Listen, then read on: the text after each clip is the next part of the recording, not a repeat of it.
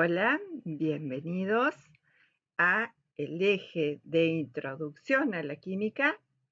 En este Power vamos a mostrar lo que es la materia, que sería el bloque 1, con el tema sistemas materiales. Le damos la bienvenida y comenzamos con esta breve introducción al tema.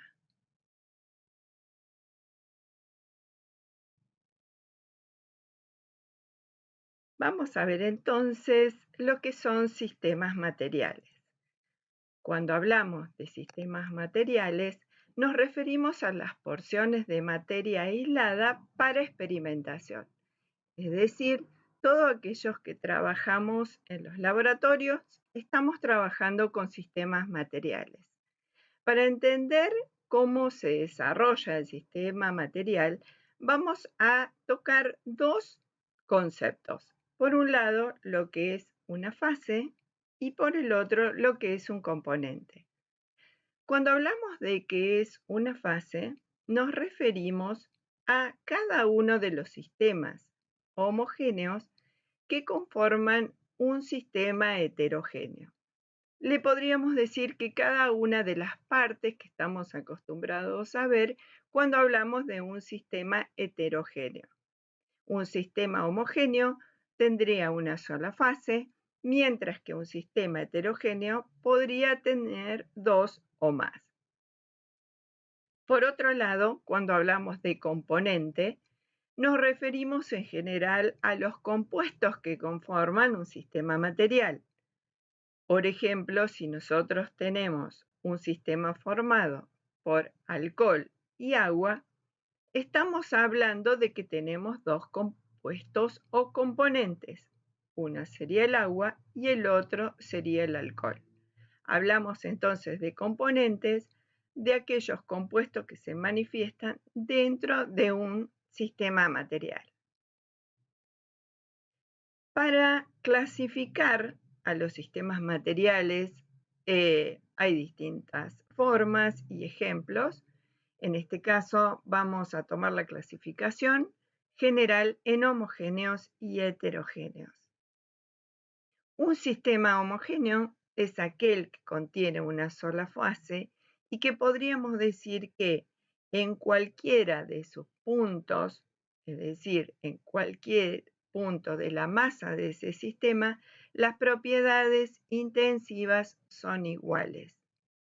Mientras que un sistema heterogéneo que está formado, como dijimos anteriormente, por dos o más fases, poseen distintas propiedades en cada uno de los puntos de la conformación general de ese sistema. Como por ejemplo, podríamos decir, si yo tengo arena y agua, yo tomo una muestra en un punto donde hay agua y va a tener distintas propiedades a tomar una muestra dentro de ese sistema que esté en la fase arena. A veces hablamos de que es muy visible un sistema heterogéneo porque existen superficies de separación. Sin embargo, ya vamos a ver que no siempre son tan definidas estas superficies de separación. Un sistema homogéneo a su vez puede clasificarse en fraccionable y no fraccionable. Fraccionable consideramos a las soluciones. ¿Qué significa fraccionable? Que pueden precisamente descomponerse en lo que está conformada esa solución. Se fracciona, es decir, se utilizan ciertas operaciones que son un poco más complejas que lo que podría ser una separación común. Los sistemas homogéneos no fraccionables hablamos de sustancias puras, tanto simples como compuestas. Simples podemos considerar, por ejemplo, el sodio y compuesta una molécula como el cloruro de sodio. De los sistemas heterogéneos, podemos hablar de las dispersiones. Dispersiones groseras, finas y coloidales. Dentro de las dispersiones groseras, que son en general las que la mayoría conocen, hablamos de que las fases dispersas son mayores a 50 micrones, como pueden ser las partículas de arena. Las dispersiones finas poseen una fase dispersa entre 0,1 a 50 micrones y hablamos de una emulsión o de una suspensión. En una emulsión, por ejemplo, son las cremas comunes que se encuentran emulsionadas o, por ejemplo, la manteca en realidad es una emulsión donde no percibimos la división de fases, pero sin embargo tenemos gaseoso en líquido. Una suspensión, como muestra la diapo, podemos verla en aquellas diminutas partículas que se encuentran de la pulpa de la fruta de naranja dentro de lo que sería el líquido general de un jugo de naranja. Las dispersiones coloidales, hablamos de fases dispersas llamadas micelas, entre 0,001 a 0,1 micrón.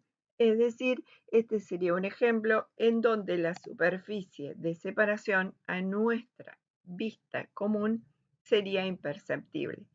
Y hablamos, por ejemplo, de la gelatina, donde si bien se ven apenas diminutas partículas, no están definidas las fases. Para trabajar en el laboratorio, entonces, vamos a utilizar con los sistemas fraccionables, como son las soluciones, los métodos de fraccionamiento, y con los sistemas heterogéneos, los denominados métodos de separación.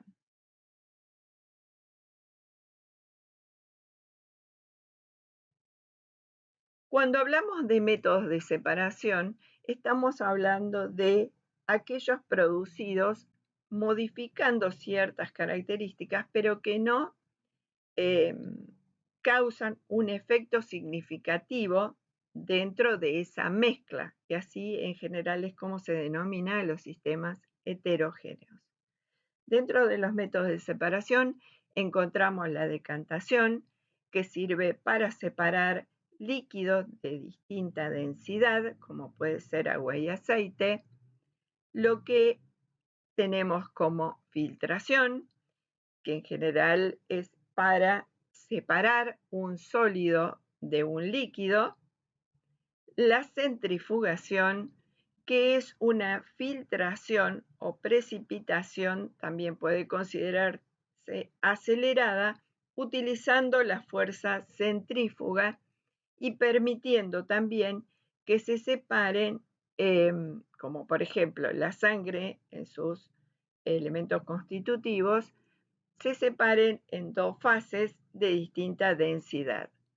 La precipitación consiste también en que un elemento más denso que otro va a precipitar en el fondo.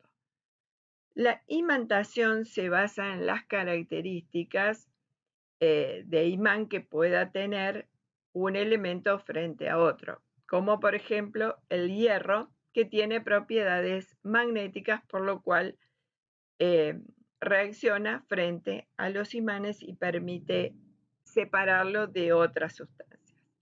La tría, que puede considerarse aquello que se saca con pinzas o con la mano, que es algo bastante simple y es cuando las partículas son mucho mayores y son bien visibles y definidas dentro de un sistema.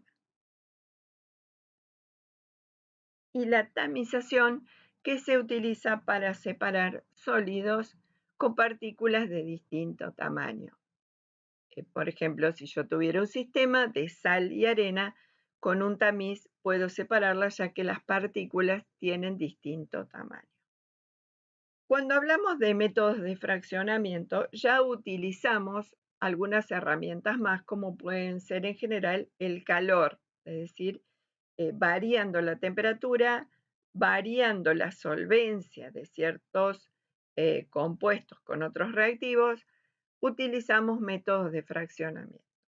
La destilación, como ven en la imagen, utiliza distintos procesamientos o distintos elementos dentro del laboratorio, ya no es tan simple, y utilizamos el calor y se basa en generar la destilación en la separación de líquidos con distinto punto de ebullición, como podría ser el alcohol y el agua, o líquidos y partículas que puedan estar, o compuestos que puedan estar solubles en ella, como puede ser cuando se realiza la destilación del agua.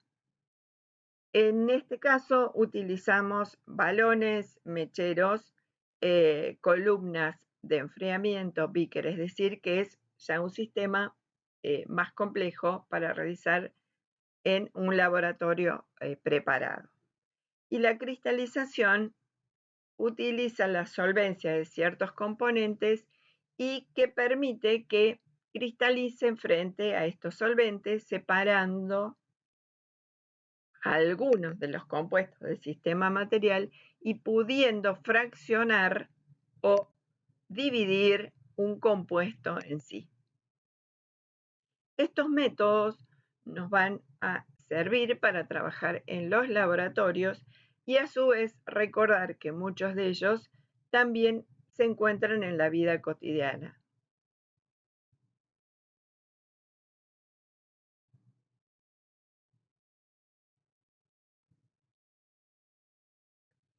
Este breve resumen es para ubicar a los sistemas materiales dentro del eje de introducción a la química y el bloque materia. Espero que le haya sido útil y con esto podemos continuar con nuestras clases.